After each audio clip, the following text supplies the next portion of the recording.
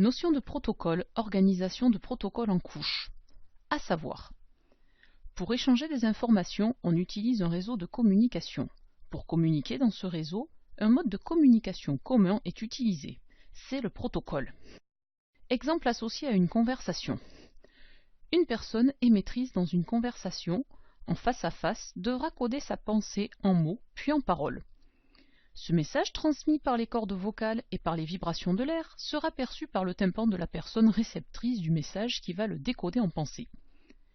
La personne réceptrice du message pourra leur fournir une réponse adaptée. Le protocole utilisé pour le codage ou le décodage est la langue, qui permet aux interlocuteurs de se comprendre. Tous les interlocuteurs utilisant ce même protocole pourront communiquer entre eux. Internet est le plus grand réseau de communication, donc les appareils, ordinateurs, téléphones, tablettes qui y sont connectés ont besoin d'un langage commun pour se comprendre. C'est le protocole TCP/IP. Exemple, un élève envoie une photo à un autre élève.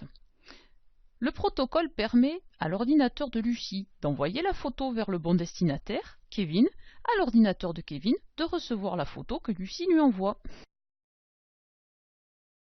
Il existe différents types de protocoles suivant les informations à échanger. Le protocole HTTP, qui permet d'échanger les pages web entre le client et le serveur. Le protocole DNS, qui affecte une adresse IP à un nom de domaine. Le protocole SMTP permet d'envoyer un email. Le protocole POP3 ou IMAP permet de recevoir un email. Le protocole FTP permet d'échanger des fichiers. À savoir faire. Comment identifier les appareils communiquant sur le réseau? Prenons l'exemple de 3 ordinateurs connectés à Internet. Chaque ordinateur sur le réseau est identifié par une adresse IP unique. Vous voyez, nos 3 ordinateurs ont une légère différence. Le premier est numéroté 192.168.10.20, le deuxième .21, le troisième .22. On pourrait comparer les adresses IP à la plaque d'immatriculation d'un véhicule. Une adresse IP est composée de 4 nombres compris entre 0 et 255 séparés par des points.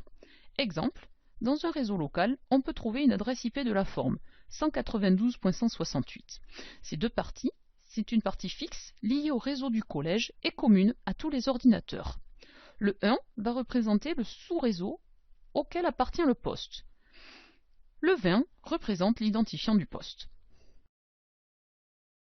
Comment circule l'information dans les réseaux?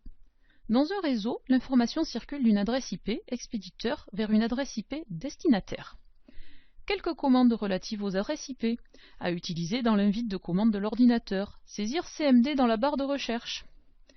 ipconfig, cette commande permet de connaître l'adresse IP de son poste. Le ping permet de tester la communication entre 2 adresses IP. Exemple, ping-google.com. Tracert permet de suivre le chemin utilisé entre 2 adresses IP. Exemple, tracert-google.com. Synthèse. Pour échanger des informations, on utilise un réseau de communication. Pour communiquer dans ce réseau, un mode de communication commun est utilisé. C'est le protocole. Internet est le plus grand réseau de communication, donc les appareils, ordinateurs, téléphones, tablettes qui y sont connectés ont besoin d'un langage commun pour se comprendre et s'identifier. C'est le protocole TCP/IP. Chaque ordinateur a une adresse IP unique. À retenir. Un protocole informatique est un ensemble de règles qui définit le mode de communication entre 2 machines. Ces protocoles vont organiser les transferts de données entre les appareils identifiés par leur adresse IP.